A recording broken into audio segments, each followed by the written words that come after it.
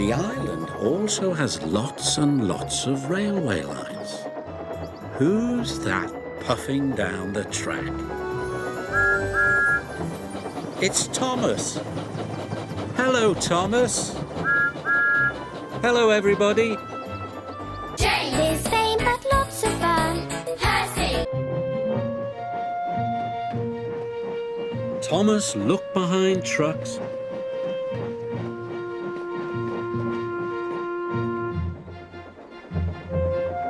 and called into carriages. Percy skidded all over the road. Soon, all the other diesels had broken down. You can bump freight, but you can't bump passengers. Sorry, puffed Henry. He decided to go by the canal instead. Then he could see himself in the water for yard after yard after yard. Magnificent, he puffed. James had forgotten what there's going to be flags and a big band. Thomas didn't like it at all. He was worried about the band, but his good friends Annie and Clarabelle were there. Emily was very happy. She was looking forward to telling him what to do. Soon they arrived at a country village, and there was Thomas's surprise. A huge Christmas tree. Emily stopped to fill up with water on the way to the flour mill, but James was all... Thomas... Even with his light on, Thomas knew he had to be very careful. I'm so clever, Gordon chuffed. There must be someone else. Gordon was pulling the express out of Brendan Docks. But Diesel was on the same line, and he began to squeak again. Oh my, said Gordon. Then he heard something even worse. It was a rattle. Oh, trucks weren't troublesome anymore. Oh, the smelter's yard, sniffed Emily. Pah, added Thomas, slowly through the piles of jagged steel and twisted scrap. Slow, coach, Gordon huffed. I'm trying my hardest, gasped Toby. Gordon was impressed. Now his express would run on time. Toby was tired, but he was very proud. But there was a queue at the water tank. Come on, he steamed impatiently. James wanted to tease him, but then he remembered what Salty had said. No job is more important than helping another. Thomas had to reverse slowly and carefully back to the point. Take supplies way up in the hills. Then Diesel rolled into the yard. I hear you've been making... Thomas puffed across the island. He was looking for Mavis. Mavis wasn't like the other but he had a long way to go. Must get to the coaling plant, must get to the coaling plant, panted Thomas. I hope I can get Diesel 10 to help us, puffed Thomas.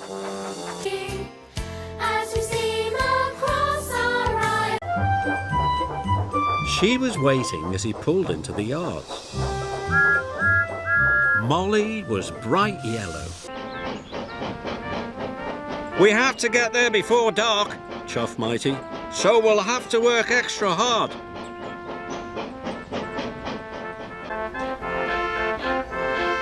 And soon they arrived at the campsite. Rheneas chuffed cheerfully through the mountains. But when Rheneas arrived to collect the dinosaur, he was surprised. Peter Sam still didn't believe Scarlowi's story about Proteus's magic lamp. Up ahead, maybe, puffed Peter Sam quietly, you don't have to see the magic lamp for your wishes to come true. Maybe it's enough just to believe in it. Percy arrived as Thomas's trucks were being unloaded. Thomas felt silly for showing off. No wonder no one was talking to him. There were still lots of tracks to clear. Ha! Laughed Thomas. I can get these trucks really messy and get the coal to the docks on time. Then there was... Soon he found Duncan. Where have you been? When Percy passed the siding near Bluff's Cove, he was surprised to see Thomas's half of the trucks. Diesel was up to his old tricks. Diesel's teasing made it seem spooky indeed. It was just a tree. Thomas was relieved. Henry's favourite forest. It's not scary at all, said Thomas. More and more flour fell from the truck. Suddenly, Thomas saw a cow on the truck. Percy, not boring old coal trucks. That looks like fun, tooted Percy. I'm sure they'll need some help. Listen to my bells. It's getting louder, he puffed excitedly. And Thomas was right. Sir Handel was there. He didn't know if it was Henry's coal or the crisp, bright air, but today it felt good to be Gordon. Henry was having a terrible time. He was rocking and rolling. Gordon had to stop to let off passengers. Henry was taking on water. And there was Rheneas. Rocky, we need your help. Edward felt very proud to be pulling the newest arrival on. I can go faster than you, Mr. Wind. At the quarry, Rusty found a group of campers. If I had taken the quickest way, the lights would be fixed by now, cried Thomas, and I wouldn't be lost. I want to go to the party in fancy dress too, chuffed Thomas. Then I would really look my best.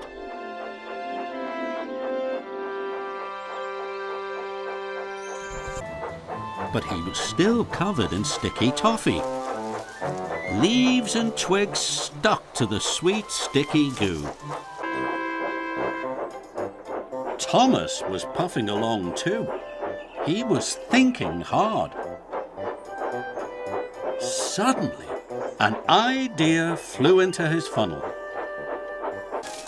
When Thomas saw what had happened, he could not believe. Thomas was very annoyed. James arrived at the wharf. There was Duncan. I must tell the other engines about my surprise. Maybe they can help me find the missing trucks before Skarloey finds the Thin Controller. What if I arrive with the Admiral and a chest of pirate treasure? Thought Thomas. That would show James and Emily. And Thomas knew he had never seen it. There, whistled Thomas grandly. They're 2, they're 4, they're 6, they're 8, shunting trucks and hauling freight. The island also has lots and lots of railway lines. Who's that puffing down the track? It's Thomas. Hello, Thomas. Hello, everybody. Here's fame, but lots of fun. There. You could make up a jolly good story about kings and queens, puffed Thomas happily. But Emily was tired of being teased. I must get away from Whiff. She tried to hide from Whiff. Later, Spencer arrived. Thomas was still working. James is a shiny red engine. He always likes to look his best. His flags were fitted, his buffers beamed, and his paintwork shone. James found Thomas. He was still having trouble with Thomas the Tank Engine enjoys shunting troublesome trucks. Later, Thomas chuffed into the coaling plant. Then Douglas took the engineer to the next stop where Gordon was waiting for him. He was very excited, and that made Thomas excited too.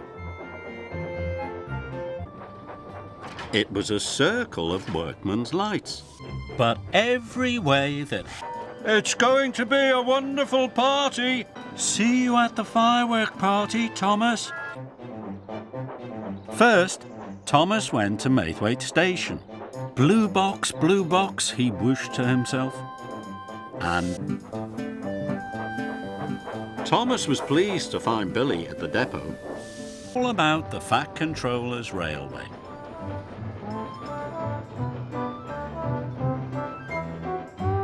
I must not be late with these deliveries, he chuffed. Edward didn't want to let the Fat Controller down, and wheeshed alongside warehouses. But Percy was very good at hiding. Thomas' car raced on. Thomas puffed harder and harder.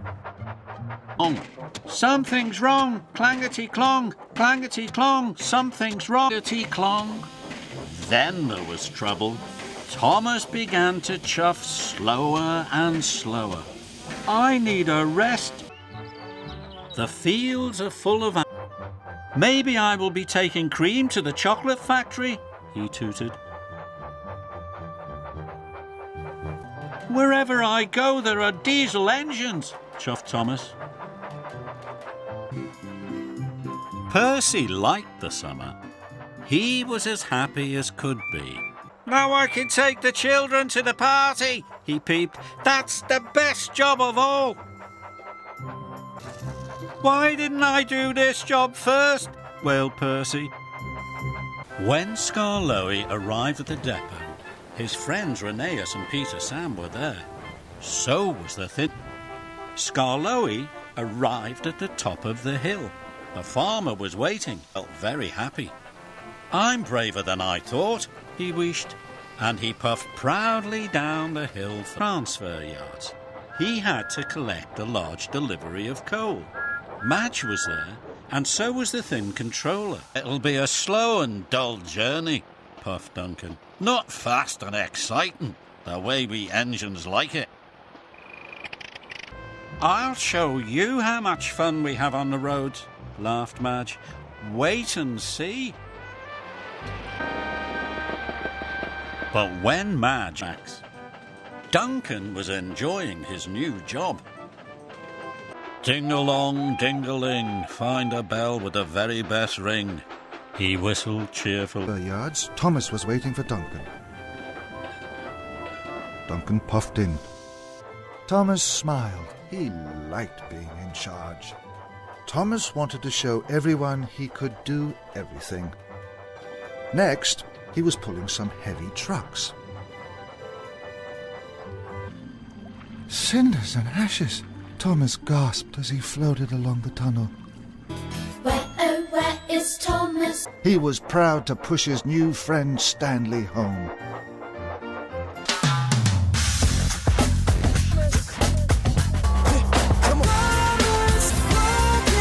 Henry, Toby,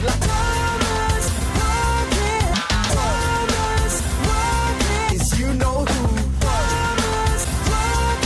Looked and looked, but he could see nothing special at all. Percy and the bandstand. It was summertime on the island of... Go fuck yourself.